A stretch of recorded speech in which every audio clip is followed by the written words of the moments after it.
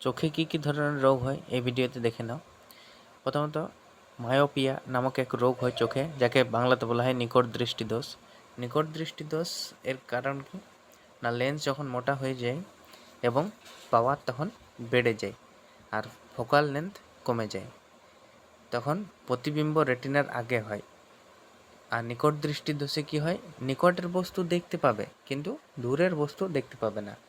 এখানে লেখা আছে নিকট দৃষ্টিদোষ, কিন্তু নিকটের বস্তু ঠিকই দেখতে পাবে, দূরের বস্তু দেখতে পাবে না।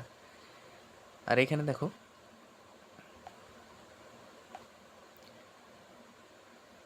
P = 1/f, মানে এখানে পাওয়ার সমান হলো 1/, ফোকাল লেন্থ, মানে ফোকাসের দূরত্ব, ফোকাস যতটুকু। তো এখানে দেখো, যদি ফোকাল লেন্থ বাড়ে তাহলে পাওয়ার কমে যায়, ফোকাল লেন্থ বাড়লে পাওয়ার কমে যায়। তো সেই হয়েছে এখানে